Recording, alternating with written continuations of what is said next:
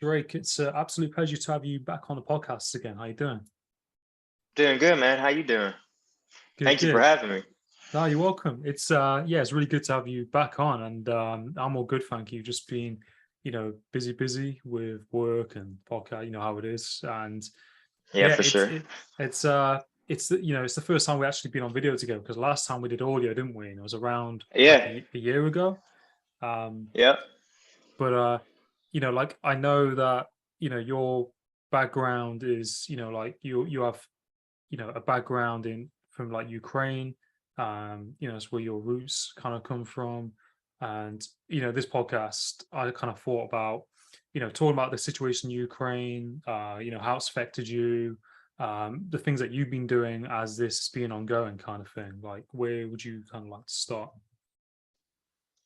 Well, I'll just tell you a little bit about myself when pertaining to the Ukrainian side of my life. I was born in Kramatorsk, Donetsk, Ukraine. That's in the eastern region. It's currently where most of the fighting is happening. Actually, there's been a war over there since 2014. So, it's sadly it's nothing new to people from Kramatorsk and Donetsk and Luhansk. War is not new to them, but it will not always be around, and I have strong faith in that. But I'm from Donetsk, and I was adopted when I was 2 by an American family, which is why I don't have the Ukrainian accent, even though I wish I did. I am actually currently teaching myself Ukrainian using Rosetta Stone, and it's an experience. It's fun, but it's very challenging, very hard, but I enjoy it. Um, so being from Ukraine and knowing that I was adopted ever since I could ever remember, I've always been proud to be from Ukraine. I've always, represented my country well. I've always kept them at a high regard, even though I was in the orphanage and I was in the child care system, which was not the greatest because Ukraine, as we all know, is still a developing country. I mean, we are far more developed than we were in the early 2000s, which is when I was over there in 2000, 2001, and 2. But back then, the child care system was under par, and that's putting it nicely. So it's not like Ukraine treated me to, palaces and stuff like that. But I still love my country. That's where I'm from. That's where my blood runs, um, according to me. But a little side note: my biological parents are actually Russian, so that puts me in a little bit of a predicament when talking about this war because I don't blame Russia, and that might sound weird. It's like, wait, what?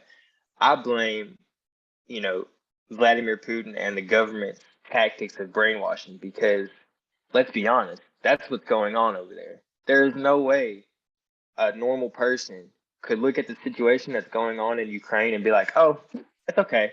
You know what I'm saying? Like, oh yeah, they're doing it for a good cause.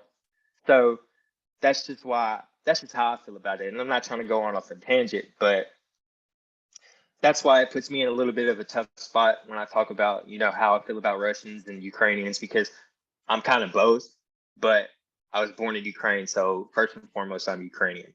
Um, I've talked to people and my friends and even my family here, and they've asked me, how do I feel about, um, you know, being connected to both sides and what's my thought process on it.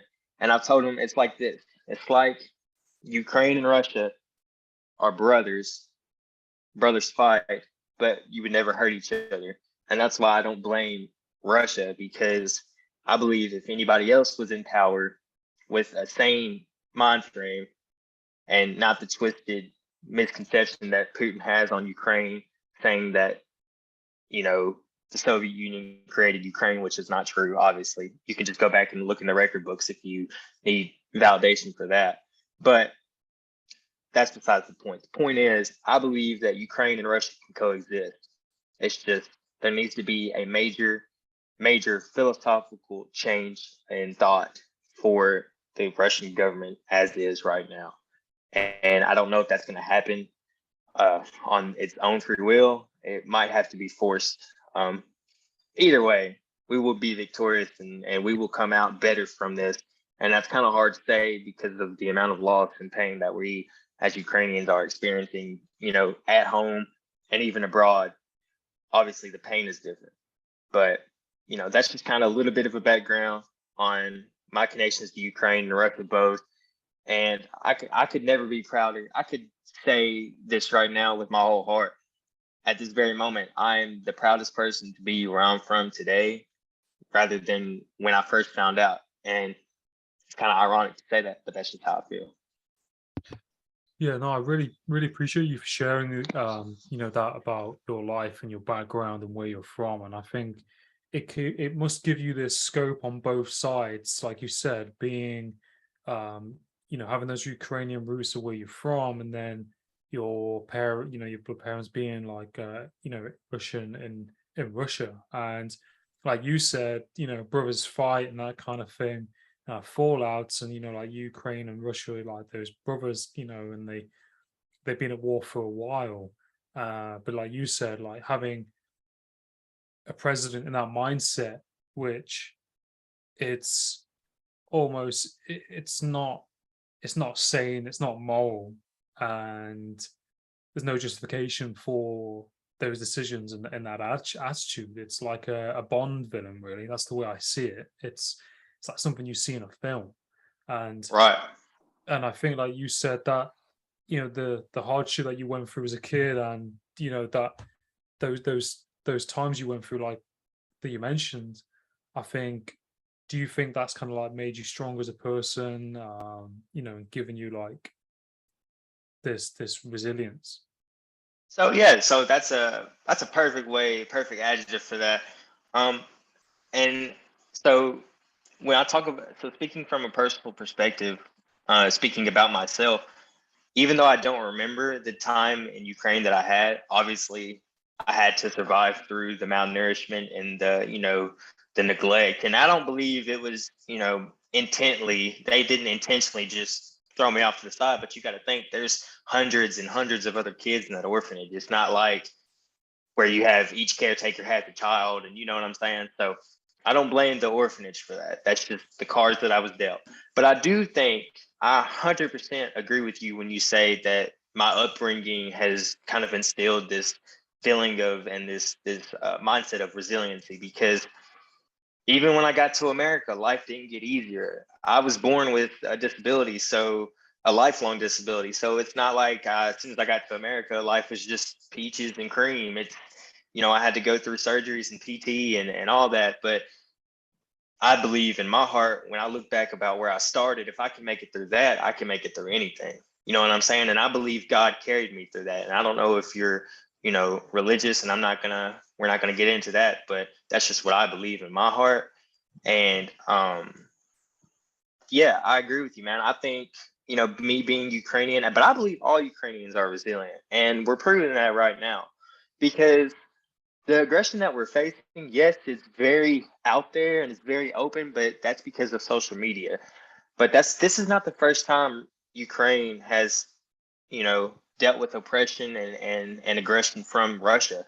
This is one of many, not counting 2014, not counting the man-made famine in 1936. You know what I'm saying? So it's not like this is the first time Ukraine has ever encountered something of hardship. And even still, we've made it through. We've persevered. We've been resilient through all of the struggle. So that's why I'm proud to be Ukrainian, and that's why I think the definition of Ukraine is borderland, literally. But I think it should be changed to bravery based off what we've seen here recently and even in the distant past. Yeah, no, that's it. And I think like that's one thing, is like the resilience and the bravery in like Ukrainian people. And like you said, I think a lot of people um aren't aware. People who don't follow the media or don't look into it don't know that they've already been at war and kind of pretty much fighting for quite some time. And there's always been tensions. But like you said, from what they're all being up against and what's being thrown at them, they've been pretty resilient. And they know the ground, don't they? They know the land. They know how to operate and fight. And a lot of their people. I mean, I saw a video clip of a guy who was a plumber, a civilian, and then he's now fighting for his country. And I think it's that adaptability of, and that strength and that courage and bravery of saying, okay, well, this is how it is now, and this is what I'm going to do. It takes a lot to do that. It takes a lot, to put your life on the line for your country and do that, and have that strength. And like, I think, like, they've had a lot of support from different countries, haven't they, around Europe, and America as well. I know that Britain, like the UK, have supplied them with all kinds of equipment and arms. From what I've Right. seen on the media and the news, a lot of other countries. So I think it's really great that they've had that support. Like, what do you think to the amount of support they've had? So I will say that I didn't know what to expect about, the different levels of support that Ukraine would get from European countries, like Great Britain and even America, just because of the enemy. You know what I'm saying? And what the perception of Russia's military was far higher than what we've seen, and what Ukraine has gone up against. Now, I will not say that they are weak, because they are not weak, but they are not unbeatable. We've seen that. We've seen all the counteroffensives and all of the territory that we've gained back.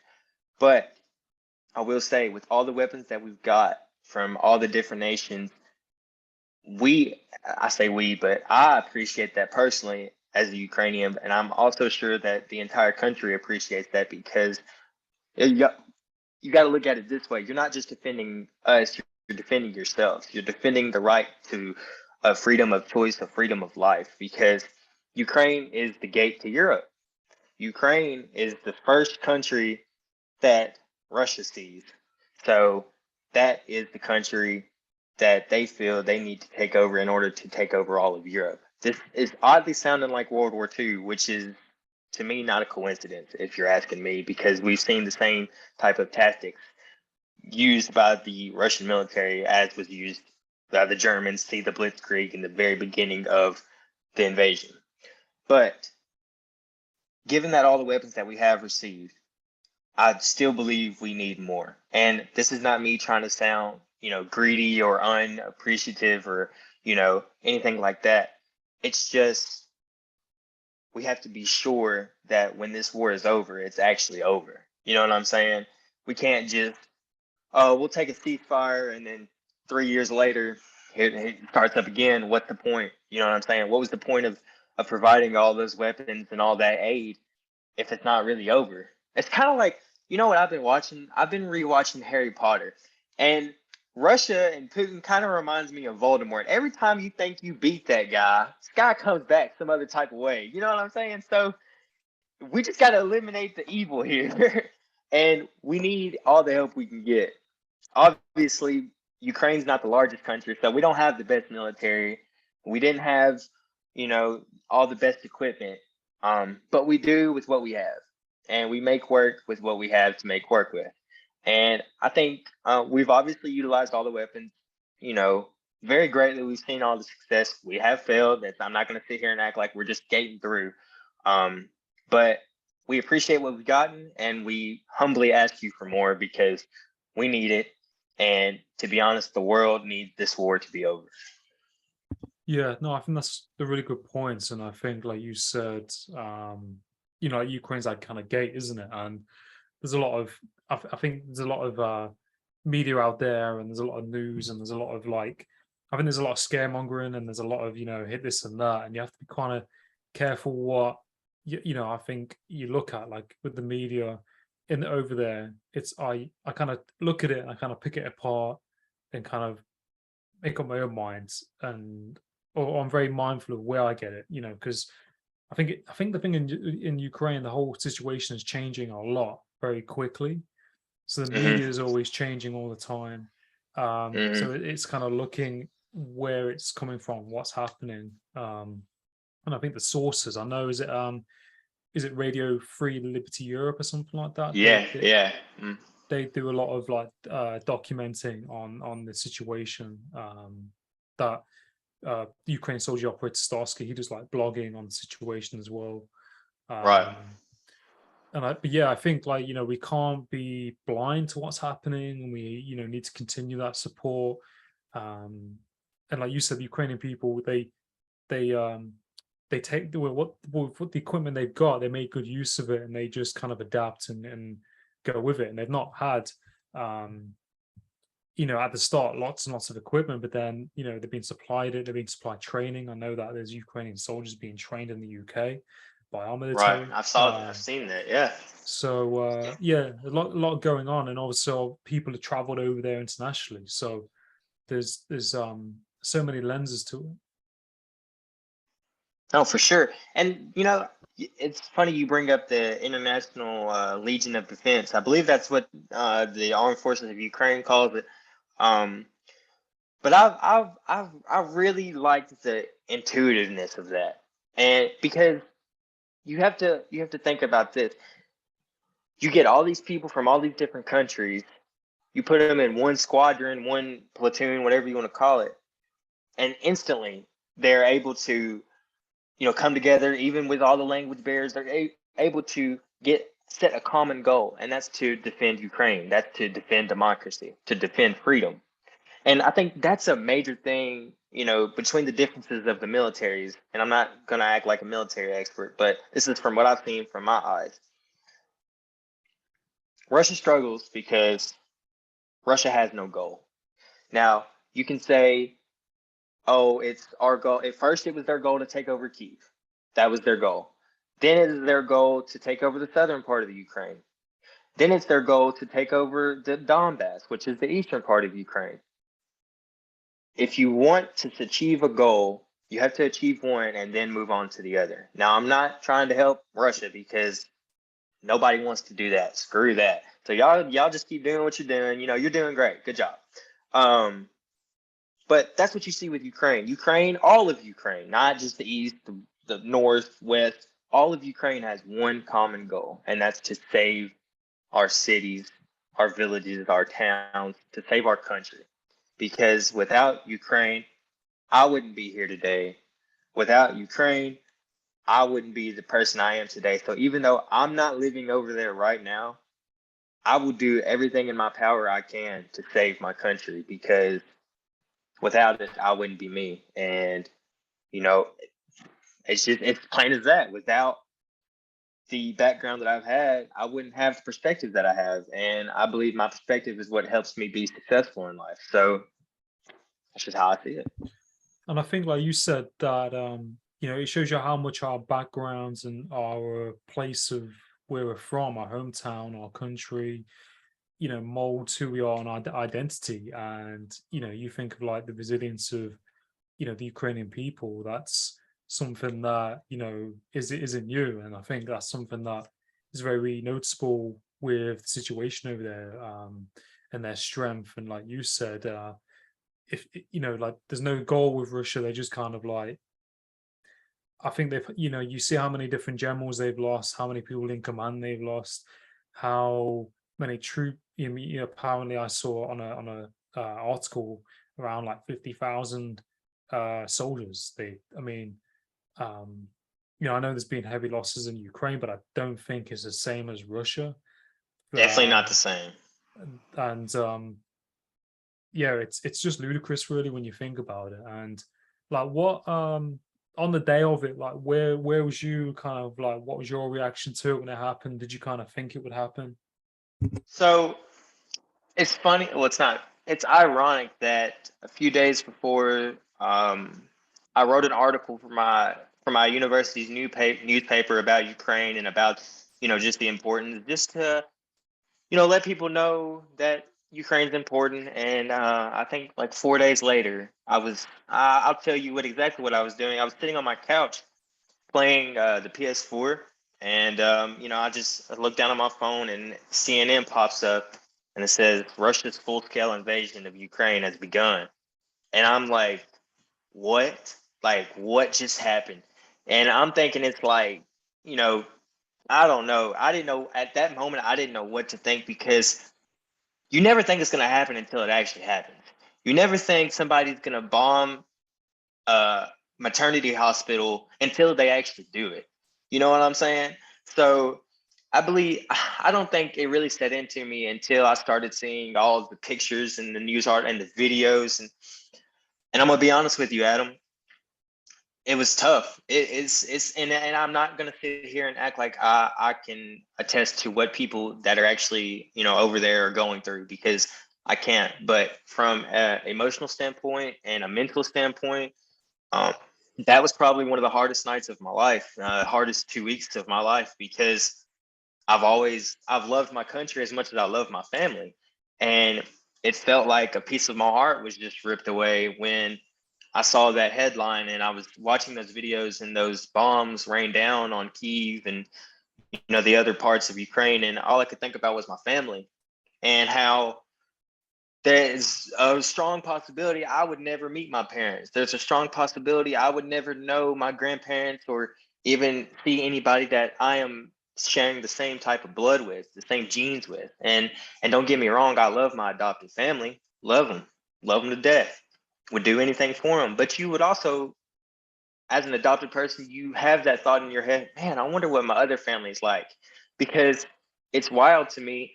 I could have had a whole nother life, man. I had a whole nother name. I had a whole, I could have had an entirely different identity than what I do. Um, so when it happened, it just really made me think, and I was just, just to be appreciative of life, because I'm sitting here in my house playing a video game, not really worried about life, and other people over there are running for theirs and hiding in subways, and it was just hard, man. I think I'm not ashamed to admit this. I think I probably broke down about 3 different times that night. Just looking at all the stuff, and you want to look away, but it's like you feel disrespectful. I feel like I was being disrespectful by not paying attention to it, just because I could have that freedom to say, oh, I don't want to look at it anymore. Let me put my phone down. But the other people there, they can't, you can run away, but you can't hide from a war when it's happening in your own home. You can't hide from bombs when they're being dropped in your backyard.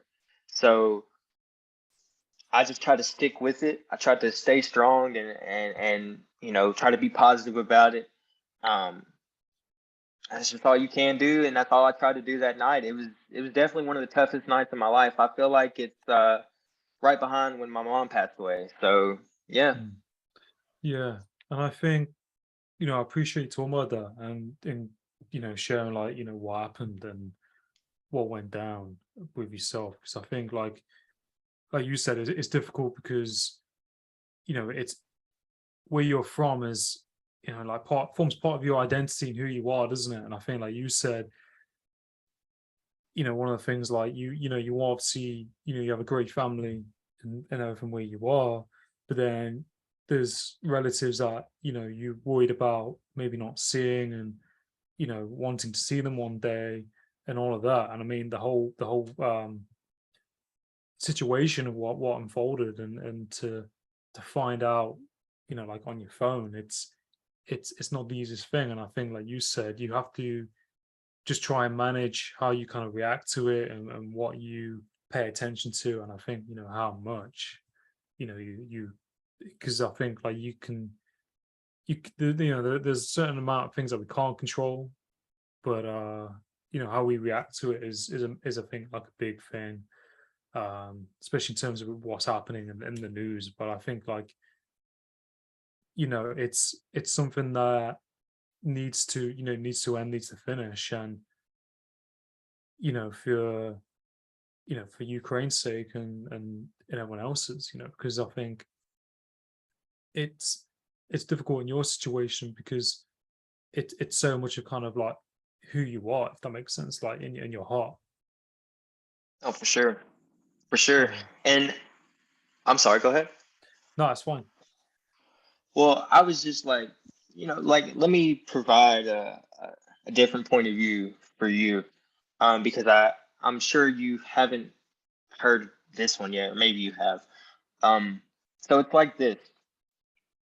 Have you ever had something that you truly care about, and you have to watch from a distance as it, is taken away from you, and you feel so helpless because you can't do anything about it?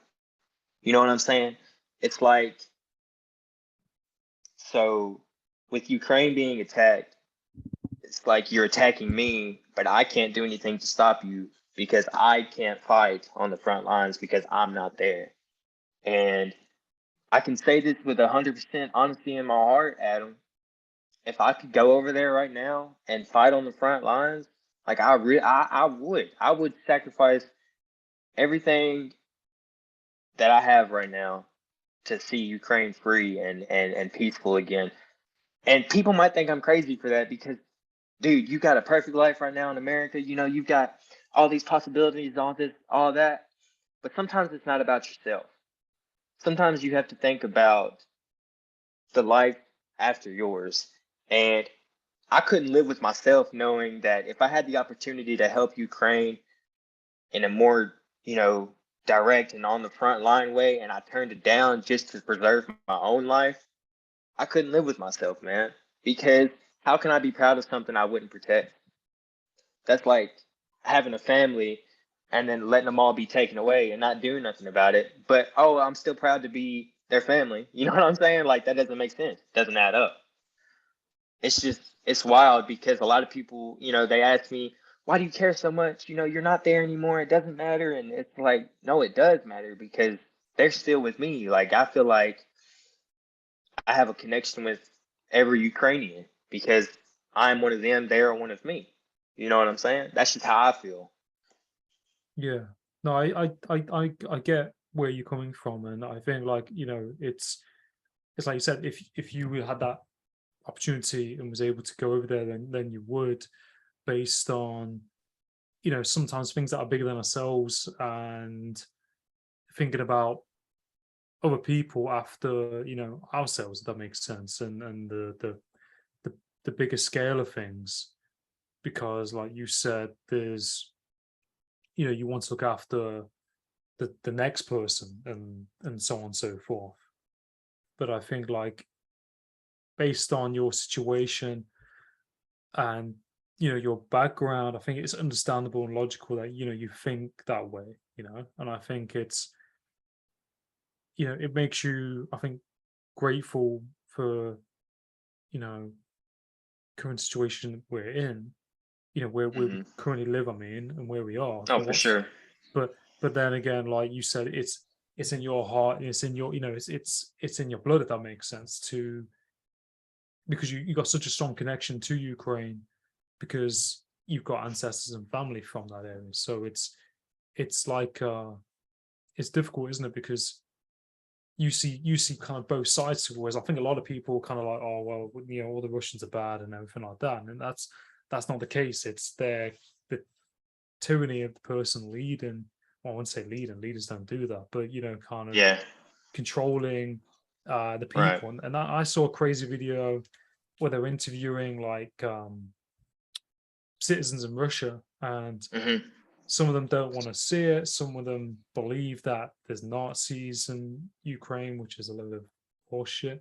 Um, The president is Jewish, people. yeah, Listen to the people at home. If you don't know anything about Ukraine, our president is Jewish.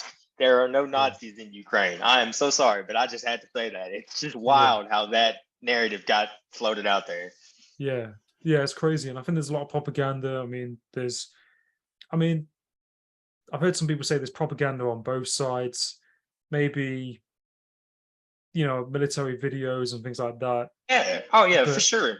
but but it's kind of, they're both promoting what their forces are doing, or, but I think, yeah, there's no need to control this, control your people like that. I saw a video, actually. This guy was protesting. I don't know if you saw it, and he's in Russia, and he's holding Mm. up a piece of paper, just a blank piece of paper, and the police like take the paper off him, tell him to stop, and they arrest him. And he just had a blank piece of paper, and That's they wild. and he got arrested. And this is a Russian guy, and you just see his face just kind of like drop. Um, Because it's your own people. yeah, Like I'm getting treated like this by my own people I know. Like, dude, Craig, I know you. I had dinner with you last night, and you're sitting here arresting me for holding a piece of paper. That's just yeah, hard to fathom. That's hard yeah, to fathom. yeah. I have to send you the video to it, but it's I think, and then again, there's Russian people who don't agree with what's going on, and they see Oh yeah, the sides to what's happening, but I think they are so intimidated by the government and the police and the military that they kind of they're being brainwashed, or they just be a bit scared to speak. scared to speak. So I mean, but then again, been happening for years and years over there, hasn't it? And there's Yeah, other countries that happens as well. But I mean, the main thing is people should have a right to say in what they want and think what they want, and freedom to, to information. yeah, free everything with that. And I think that's something that might intimidate Russia, because there's tons of theories, isn't there? There's NATO. They might have been intimidated by NATO, not wanting that control. There's so many loopholes you can go down with this. But I think the main thing is what you said, that you when what it all goes back to is that Ukraine and Russia are like brothers. They had fights and things, but never kind of, you shouldn't really step over that line, and that's where the boundary is being crossed, really, by someone Right. who is power hungry and wants to overtake things that I see. It's like a bird seeing a shiny object. They really want it, and they don't care how they get that shiny object, kind of thing. Just as long as they get it, yeah. And it's crazy to me that you know he can have this so misconstrued conception, and then you have other top government officials in Russia that agree with him. Like, bro, think for yourself. You know what I'm saying? Stand on your own 2 feet and look at what the hell is going on. Excuse my language, but like, it's ridiculous. You know what I'm saying? Like, there's no way you can sit there and let's look at it from the Russian perspective for a second. Let's look at it as you got sons and fathers and brothers being sent over to fight a war. It's completely unnecessary. There's no need for it. But they can't do anything because guess what? Military in Russia is required. Military time in Russia is required. You have to fight at some point.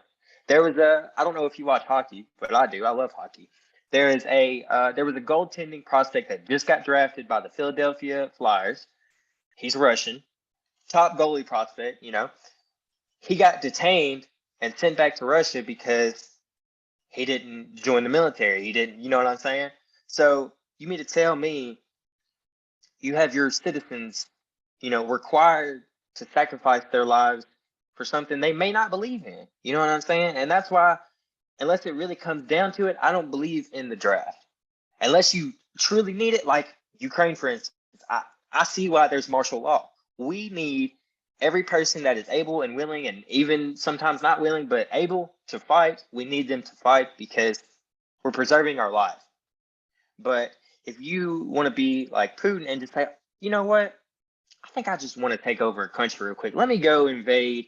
Oh, I don't know, Ukraine 2014, or what was Georgia 2008. Like, it's Mm. not like he hadn't been invading other countries. It's just nothing was really said about it, and that's sad. And it should be noted. There needs to be a war crimes trial specifically for Vladimir Putin. And I'm not being dramatic about this. This is how I personally feel. He needs to be held accountable. You can't just say, okay, we defeated you, now you can go live in exile in Argentina or somewhere. You know what I'm saying? No, he needs to be held accountable and prosecuted and tried and convicted for his crimes. Because I don't know if people realize this, but in Ukraine, there are little boys, little girls, grown men, grown women being tortured, assaulted, all types of stuff, all the stuff that you can think of heinously, that's going on in Ukraine. You know what I'm saying? And if it was happening in Britain, you would have an issue with it. If it was happening in America right now, I would have a major issue with it. You see what I'm saying? So just because it's not happening at home doesn't mean it's not important. And I don't know, man. It's hard to open people's eyes to things they don't want to see. And war is not fun to look at. I don't like looking at it. I don't like seeing death and all this devastation. But sometimes it's necessary. Sometimes you have to open your eyes to things we don't want to see because we need to see them. We need to understand. We need to educate ourselves and, be more empathetic to other situations besides our own. And I'm not going to sit here and say that I'm just a perfect person and I don't think selfishly sometimes, because I do. Sometimes I only think of myself in certain situations, and that's wrong. But I can honestly say when it comes to Ukraine, I've always put them ahead of me. And that's just how I live my life. Yeah. And I think, like you said, like with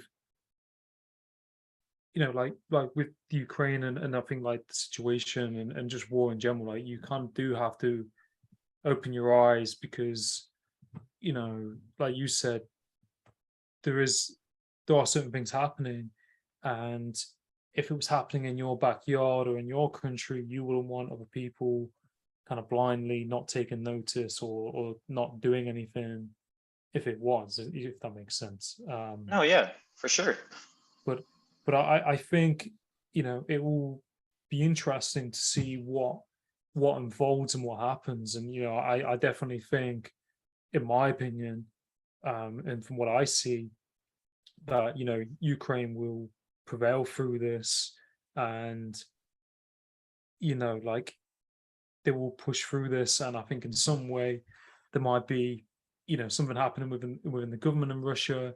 I think it'll be interesting to see what happens, because I think, like, it can't just blindly go on. Right. And I think one of the things of it is that they're making money from it. I know the West put a lot of sanctions on them, which has affected them greatly. um that's another topic. But Yeah.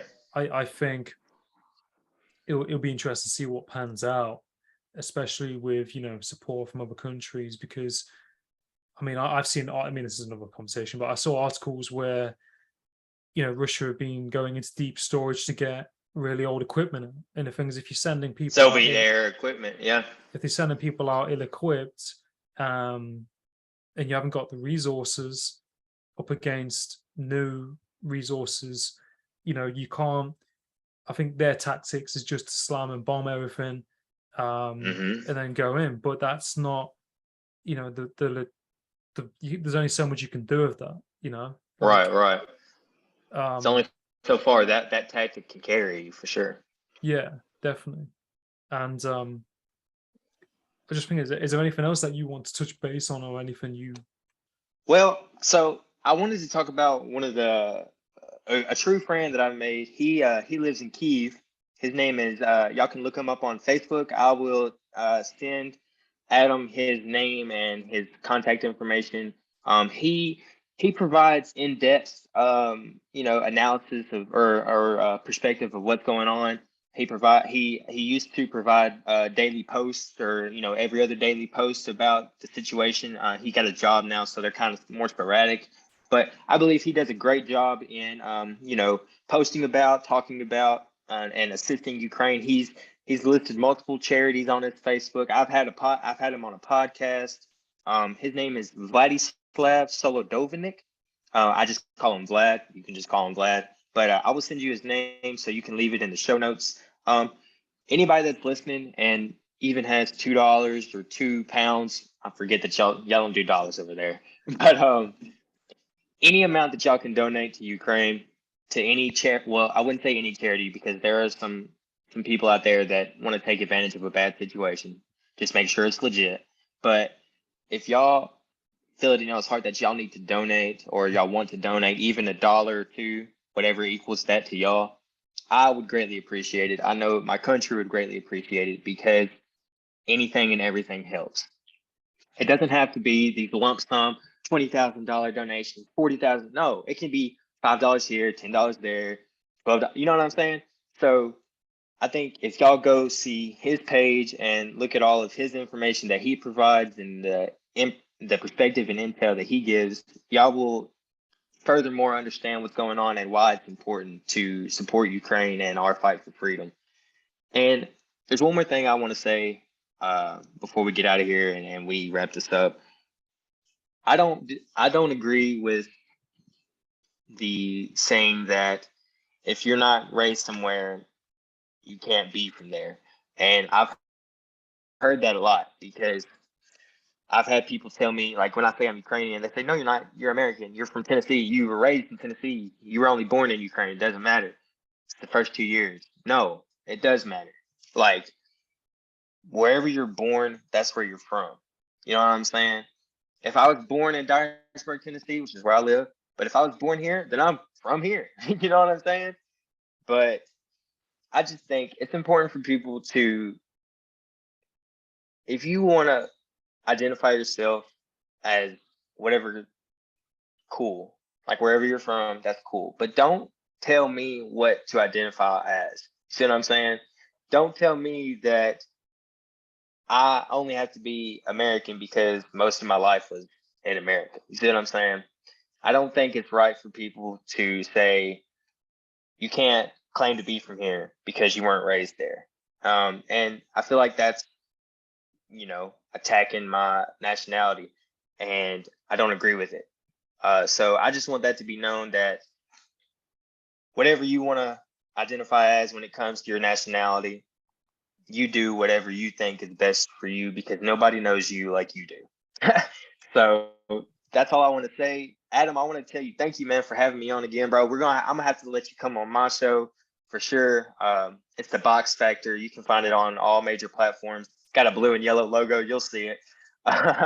But man, thank you so much for taking the time, dude. I really appreciate you having me on.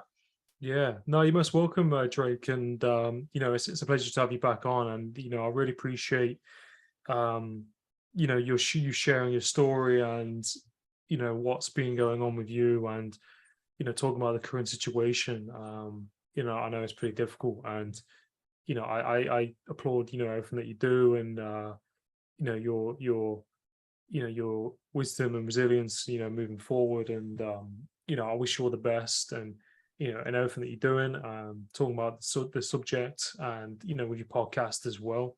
I'm really grateful to be your friend and be able to do this, and I look Oh, forward for to sure, dude. being on your show. So people can find you on social media. What's like your tag? So You can just search Drake Box. That's DRAKE space BOX on Facebook or Instagram. And you can also find the Box Factor on Instagram. It's just search the Box Factor. It'll come up. My page is on there. I will also leave my podcast email. So anybody that has any topics they want me to discuss or are curious in, they can email my podcast. I'll leave that with Adam. But I just want y'all to know that we appreciate every listener that we have. I'm saying this from my perspective because I don't have the largest audience, but I have a consistent audience. So it's nice to know that people support you and want to see you succeed in life, and hold on to those people in your life. yeah, most definitely. No, I shadow off what you said, and keep doing what you're doing. And there are people out there who will support and listen to what you do, whatever passion you have, put it out there. But yeah, Drake, have a good day, and all the best, and I'll speak to you soon. Yes, sir. Take care, everyone.